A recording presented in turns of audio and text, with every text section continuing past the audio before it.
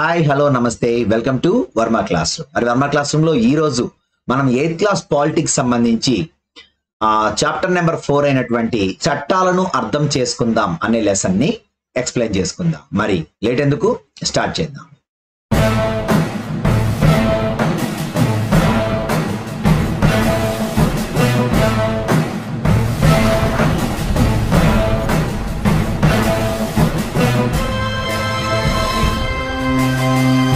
చట్టాలను అర్థం చేసుకుందాం అంటే భారత ప్రభుత్వం ఏర్పరిచినటువంటి కొన్ని చట్టాలు, రాజ్యాంగం ద్వారా, సుప్రీం కోర్ట్, హైకోర్టు ద్వారా అమలు పరచబడినటువంటి అలాగే సృష్టించబడినటువంటి చట్టాలు ఏమైతున్నాయో వాటికి పూర్వం చాలా వర్క్ జరిగిన తర్వాత మాత్రమే అవి అమల్లోకి రావటం జరిగింది. సో ఆ బ్యాక్గ్రౌండ్ లో జరిగినటువంటి ఏమైతే కృషి ఉందో ఆ కృషిని ఇక్కడ చట్టాల రూపంలో మనకి ఏమేమి చట్టాలు ఉన్నాయి, దానికి బ్యాక్గ్రౌండ్ లో ఏం వర్క్ జరిగింది అనేటువంటిది ఈ లెసన్ లో ఇవ్వటం జరిగింది. చాలా తక్కువ టైంలో అయిపోతుంది లెసన్, కానీ వెరీ వెరీ ఇంపార్టెంట్ బిట్స్ ఉన్నాయి కాబట్టి చాలా జాగ్రత్తగా నోట్స్ రాసుకోండి. చూసుకుంటే మనకి చట్టాలు అంటే లాస్. ఏంటి ఈ లాస్ అనేటువంటివి, ఎందుకు మనకి అవసరమైనవి అంటే చట్టాలు అందరికీ వర్తిస్తాయా? ఎందుకని భారత ప్రభుత్వం మనకి ప్రాథమిక హక్కులు ఇచ్చింది, అందులో అందరికీ సమానత్వపు హక్కు ఇచ్చింది. అంటే కుల, మత, ప్రాంత, లింగ, వర్ణ వివక్ష లేకుండా అందరికీ ఖచ్చితంగా చట్టాలు అనేవి అందరికీ సమానమే. చట్టం ముందు అందరూ సమానులే. అది ఉన్నవాడైనా లేనివాడైనా సరే చట్టం ముందు దోషి అయితే దోషే. కాబట్టి స్వతంత్ర భారతదేశంలో అధికారాన్ని ఏకపక్షంగా ఉపయోగించరాదని రాజ్యాంగ పరిషత్ సభ్యులు అంగీకరించారు. రాజ్యాంగంలో సమన్యాయ పాలనను ఏర్పరిచే అనేక నిబంధనలను పొందుపరిచారు. అంటే చట్టం ముందు అందరూ సమానమే. సో కాబట్టి సమన్యాయ పాలన అనేటువంటిది భారత రాజ్యాంగంలో మనం రాసుకున్నటువంటి ఒక హక్కు. సో ఇక్కడ చూసుకుంటే స్వతంత్ర భారతదేశంలో వ్యక్తులందరూ కూడా చట్టం ముందు సమానమే అనేది అందులో ముఖ్యమైనటువంటి పార్ట్ గా మనం చెప్పుకోవాలి. సో ఇక్కడ చూసుకుంటే మతం గాని, కులం గాని, లింగం ఆధారంగా చట్టం వివక్షత చూపకూడదు. అంటే సమన్యాయ పాలన అంటే దేశంలో పౌరులందరూ కూడా అన్ని చట్టాలు సమానంగా వర్తిస్తాయి. అయితే అతను ప్రభుత్వ అధికారి అయినా, సంపన్నుడైనా, దేశాధ్యక్షుడైనా కూడా చట్టానికి ఎవరు అతీతులు కారు. కాబట్టి ఏదైనా నేరం చేస్తే, చట్టాన్ని ఉల్లంఘిస్తే నేరాన్ని నిర్ధారించడానికి ఒక ప్రక్రియ, దానిని అనుసరించి ఒక నిర్దిష్టమైన శిక్ష అనేటువంటిది మనం రాజ్యాంగంలో రాసుకున్నటువంటి ఒక నియమం. దాని పేరే సమన్యాయ పాలన. సో చట్టాలలో మనం బ్రిటిష్ వాళ్ళకి సంబంధించి 2 చట్టాలను చూసాం. ఒకటి రౌలత్ చట్టం. ఈ చట్టం గురించి మనం ఆల్రెడీ చరిత్రలో చదువుకోవడం జరిగింది. 1919 ఏప్రిల్ 6వ తారీఖు నాడు మనం ఈ చట్టానికి వ్యతిరేకంగా అవమానం ప్రార్థనా దినంగా జరుపుకున్నాం.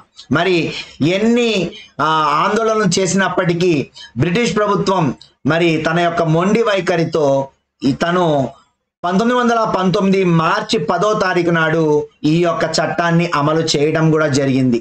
మరి 1919 మార్చి 10వ తారీఖు నాడు ఈ చట్టాన్ని అమల్లోకి చేస్తే గాంధీజీ గారు నిరసనలను తెలియజేయండి, ప్రభుత్వానికి మన వ్యతిరేకతను అహింసా పద్ధతిలో తెలియజేయండి అని చెప్పారు.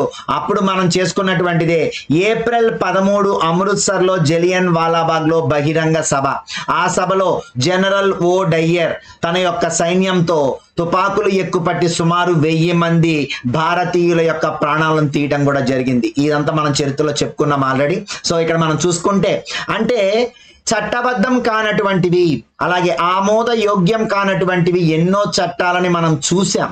అందువలనే భారత రాజ్యాంగంలో చట్టబద్ధం కానివి, ఆమోదయోగ్యం కానటువంటి వాటిని మనం తిరస్కరించడం కూడా మనం దాంట్లో రూల్స్ అండ్ రెగ్యులేషన్స్ రాసుకోవటం జరిగిందనమాట. సో ఇలాగే 1870 నాటి దేశద్రోహ చట్టం. దీని ప్రకారం ఎవరైతే బ్రిటిష్ ప్రభుత్వానికి వ్యతిరేకంగా మాట్లాడినా, అలాగే ఒక అవమానకర పద్ధతిలో వారి గురించి వ్యాఖ్యలు చేసినా కూడా ఎటువంటి విచారణ లేకుండా ఆ వ్యక్తిని అరెస్ట్ చేయవచ్చు అనేటువంటిదే ఇక్కడ 1870 నాటి దేశద్రోహ చట్టం. అది ఒక మాట మాట్లాడితే దేశద్రోహం అవుతుందా? కానీ వాళ్ళు చేసిన చట్టంలో వాళ్ళ యొక్క రూల్స్ అండ్ రెగ్యులేషన్స్ అలా ఉన్నాయి. సో ఇక్కడ మనం గుర్తుపెట్టుకోవాల్సింది 1919 మరి మార్చి 10వ తారీఖున అమల్లోకి వచ్చినటువంటి రౌలత్ చట్టం, 1870 నాటి దేశద్రోహ చట్టం. ఈ రెండు చట్టాలు కూడా మనం చూసుకుంటే ఇక్కడ మనకి రెండు కూడా మరి ఆమోద యోగ్యం కానటువంటివి, చట్టబద్ధమైనటువంటివి కూడా కాదు. సో ఈ రెండు మీరు గుర్తుపెట్టుకోండి. ఓకేనా? తర్వాత చూడమ్మా, ఇక్కడ మనకి ఇంకొక చట్టం గురించి ఇచ్చారు. ఆ చట్టమే హిందూ వారసత్వ చట్టం 2005. ఏంటండి హిందూ వారసత్వ చట్టం 2005? యాక్చువల్ గా హిందూ వారసత్వ చట్టం 1956లో ఉన్నటువంటి కొన్ని రూల్స్ అండ్ రెగ్యులేషన్స్ ని మార్పు చేసి కొత్తగా మనకు తీసుకొచ్చినటువంటి చట్టమే హిందూ వారసత్వ చట్టం 2005. అంటే అప్పుడు 1956లో కొన్ని రూల్స్ అండ్ రెగ్యులేషన్స్ ఉన్నాయి. వాటిని మరి మనం ఒక జనరేషన్ గ్యాప్ వచ్చిన తర్వాత మరి అందులో కొన్ని ఆమోదయోగ్యం కానటువంటివిగా అనిపించాయి. ఏమేంటివి? కుమారులు కుమార్తెలు వారి తల్లులు కుటుంబ ఆస్తిలో సమాన వాటా పొందవచ్చు. అంటే ఇక్కడ మనం చూసుకుంటే పిల్లలకు ఆస్తి రాసేటప్పుడు కూతుర్లకి పెళ్లి చేసేసి వాళ్ళకి కొంత ఆస్తి అనేది ముట్ట చెప్పేసి మిగిలినటువంటి ఆస్తి అంతా కూడా కుమారుడికి ఇచ్చేవాళ్ళు. కానీ 2005 మరి హిందూ వారసత్వ చట్టం ప్రకారం మరి ఇక్కడ కుమార్తెకు గాని కుమారుడికి గాని లేదా తన యొక్క భార్యకైనటువంటి గాని అందరికీ సమాన వాటా పంచవచ్చు అనేటువంటిదే ఈ 2005 హిందూ వారసత్వ చట్టంలో మనకు కొత్తగా వచ్చినటువంటి మార్పు. అలాగే మరి ఇక్కడ చూసుకుంటే ఈ చట్టం ఎప్పుడు అమల్లోకి వచ్చింది? మీకు టెక్స్ట్ బుక్ లో ఇవ్వలేదు, రాసుకోండి. సెప్టెంబర్ 5 2005 ఈ రోజు దీనిని ప్రెసిడెంట్ గారు అంటే రాష్ట్రపతి ఆమోద ముద్ర లేకుండా ఎటువంటి బిల్లు గాని చట్టంగా మారదు, గెజిట్ లో ప్రచురించబడదు. సో కాబట్టి ప్రధానమంత్రి గారు అలాగే మరి రాజ్యసభ సభ్యులు లోక్సభ సభ్యులు వీళ్ళందరూ మరి మొదటి పఠనం రెండవ పఠనం మూడవ పఠనం పూర్తయిన తర్వాత ఆ బిల్లుని రాష్ట్రపతి గారికి పంపిస్తారు. మరి రాష్ట్రపతి గారు ఆ బిల్లుని ఆమోదించిన తర్వాత మాత్రమే అది చట్టంగా మారుతుంది. అవునా కదా? సో కాబట్టి ఇక్కడ ప్రెసిడెంట్ గారి ఆమోదం పొందింది సెప్టెంబర్ 5 2005. మరి అమలులోకి వచ్చింది సెప్టెంబర్ 9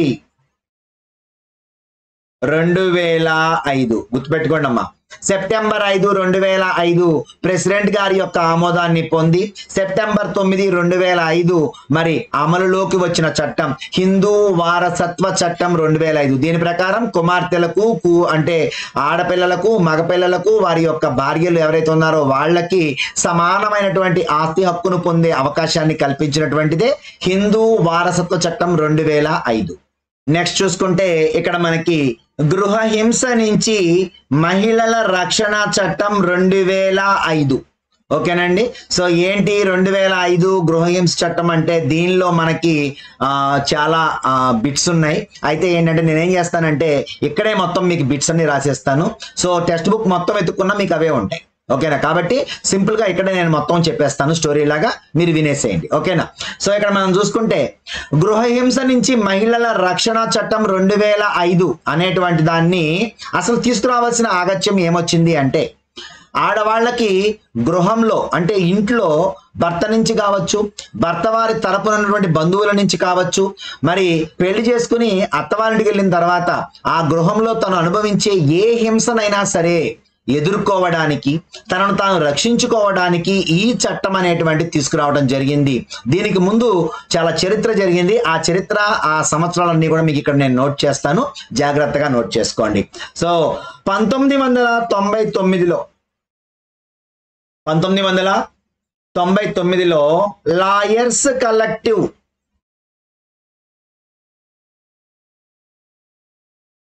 ఓకేనండి? సో ఫస్ట్ గుర్తుపెట్టుకోవాల్సింది మీరు 1999 సంవత్సరంలో లాయర్స్ కలెక్టివ్ అనేటువంటి ఒక సంస్థ ఏం చేసింది అంటే కొంతమంది స్త్రీలందరూ కలిసి ఒక గ్రూప్ గా ఫామ్ అయ్యి వీళ్ళు ఏమనుకున్నారు అంటే అసలు స్త్రీలకి గృహహింస నుంచి రక్షణ కల్పించడానికి ఎటువంటి చట్టము లేదు, మరి ఆ చట్టాని కోసం మనం డిమాండ్ చేద్దాం అని చెప్పేసి వాళ్ళందరూ డిసైడ్ అయిన తర్వాత వాళ్ళు లాయర్స్ కలెక్టివ్ అనేటువంటి సంస్థ ద్వారా మొత్తం విషయాలన్నీ క్రోడీకరించి వాళ్ళ దగ్గర కొన్ని ఐటమ్స్ పెట్టుకొని త్రూ లాయర్స్ ద్వారా వాళ్ళు ఈ చట్టం కావాలి మాకు అని చెప్పేసి నివేదించడం జరిగింది.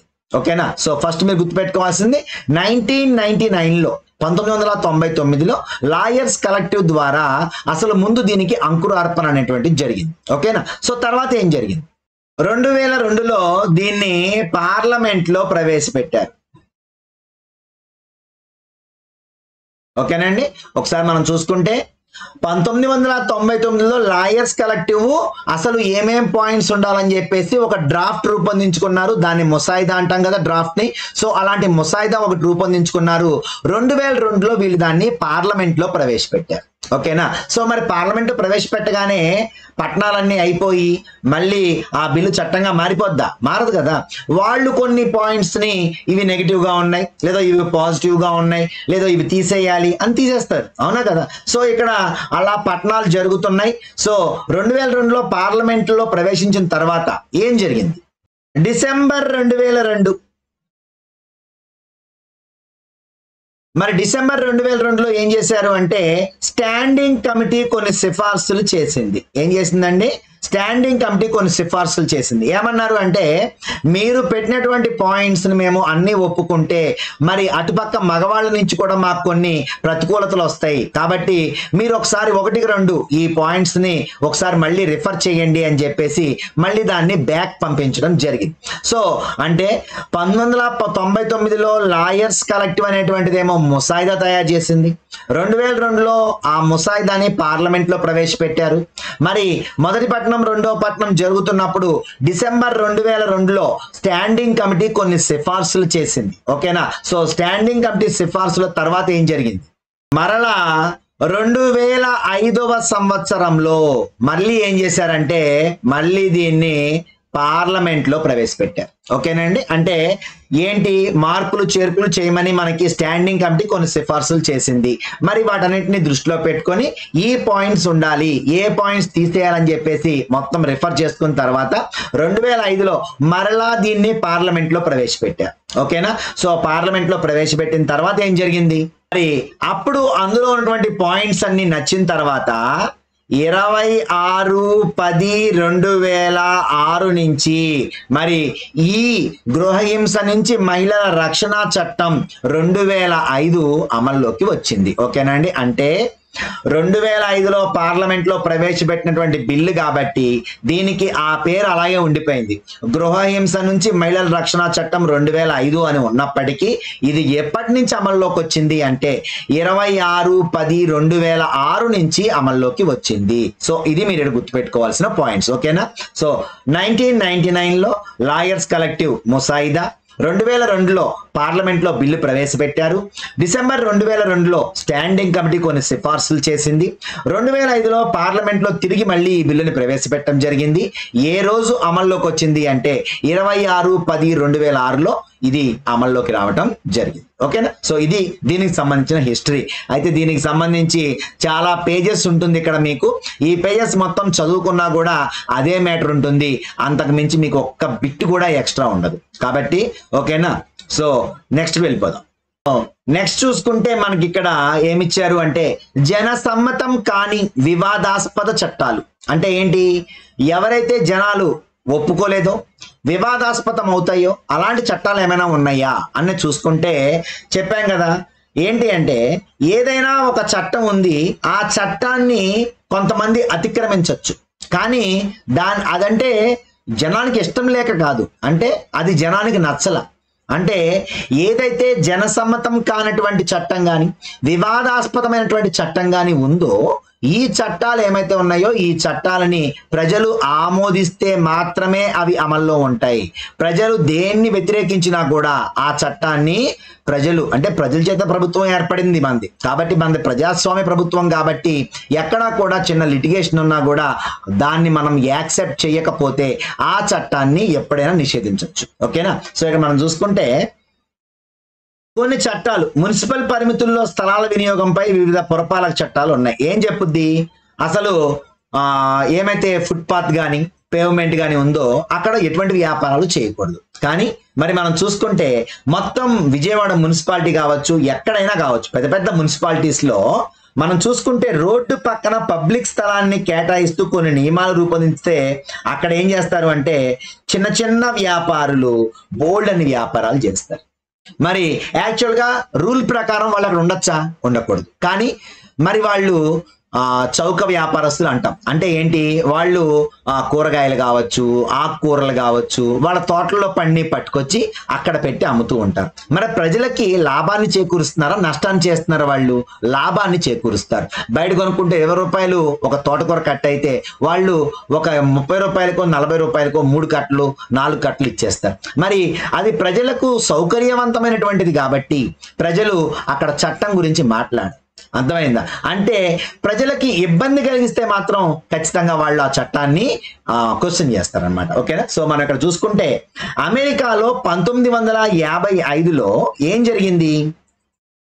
రోసా పార్క్స్ అనేటువంటి ఒక లేడీ, ఒక ఆఫ్రికన్ మహిళ, అంటే ఒక నల్లజాతి మహిళ మరి బస్సు ఎక్కినటువంటి ఒక శ్వేత జాతీయుడికి తన సీటుని ఇవ్వడానికి నిరాకరించింది 1955లో. అంటే అమెరికాలో 1955లోనే ఒక లేడీ, ఒక ఆఫ్రికన్ నల్లజాతి స్త్రీ, ఎవరావిడ? రోసా పార్క్స్. ఈవిడ డిసెంబర్ 1వ తారీఖు నాడు తన బస్సు ఎక్కింది.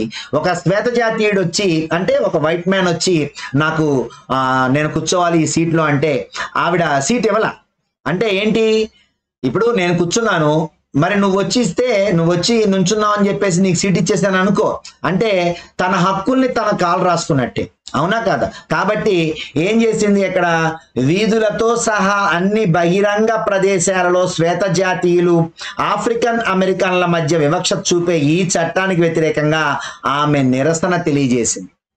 అంటే వాళ్ళు వెంటనే కోర్టులో వేశారనమాట. అతను నాకు సీట్ ఇవ్వడానికి నిరాకరించింది ఈవిడ అని చెప్పేసి అతను మరి కోర్టుకు వెళ్తే ఈవిడ కూడా పోరాటాన్ని స్టార్ట్ చేసింది. అసలు నేను ఎందుకు ఇవ్వాలి సీటు అని చెప్పేసి. ఓకేనా? అంటే అప్పుడు ఏం చేసింది అంటే గవర్నమెంట్ 1964లో ఒక డెసిషన్ తీసుకుంది. ఇక్కడ మనం చూసుకుంటే ఒక చట్టమే వచ్చింది, పౌర హక్కుల చట్టం. ఏంటండి? పౌర హక్కుల చట్టం. ఇది ఒకసారి మనం దీని చరిత్ర చూసుకుంటే 1963లో జాన్ ఎఫ్ కెనడీ, అప్పుడు అమెరికా అధ్యక్షుడైనటువంటి జాన్ ఎఫ్ కెనడీ, మరి ఈయన దాన్ని సమర్థించాడు. నిజమే కదా? అసలు అగ్రదేశంగా మనం చెప్పుకుంటున్నాం, మనమే ఇలా వివక్షతని పాటిస్తే మన దేశానికి వచ్చేవాళ్ళు ఎవరుంటారు అని చెప్పేసి అతను దాన్ని వ్యతిరేకించి ఈ పౌర హక్కుల చట్టాన్ని తీసుకురావడం జరిగింది. ప్రతిపాదించిన వ్యక్తి కూడా జాన్ ఎఫ్ కెనడీ. కానీ జాన్ ఎఫ్ కెనడీ తర్వాత హత్య గావించబడ్డాడు. మరి ఆయన తర్వాత వచ్చినటువంటి అమెరికా అధ్యక్షుడు లిండన్ బి జాన్సన్, ఈయన 1964లో చేసిన చట్టమే పౌర హక్కుల చట్టం.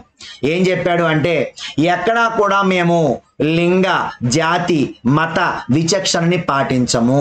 అసలు ఎక్కడైనా సరే, అమెరికా దేశంలో ఎక్కడైనా సరే మేము ఈ వివక్షతని పాటించము అని చెప్పేసి వాళ్ళ రూల్ బుక్ లోనే రాసేసుకున్నారు. అంటే మరి అంతటి గొప్ప విప్లవానికి కారణమైనటువంటి మహిళ ఎవరు అంటే రోసా పార్క్స్ అన్నమాట. సో ఇది ఇక్కడ మనకి ఇంపార్టెంట్ బిట్. ఓకేనా? ఈ పాఠానికి సంబంధించి ఇవే ఇంపార్టెంట్ బిట్స్ కాబట్టి మరి లైక్ చేయండి, షేర్ చేయండి, సబ్స్క్రైబ్ చేయండి. వర్మ క్లాస్ రూమ్ ని మరిన్ని లెసన్స్ తో మళ్ళీ కలుద్దాం. ఓకేనా? మీ సురేష్ కుమార్ వర్మ.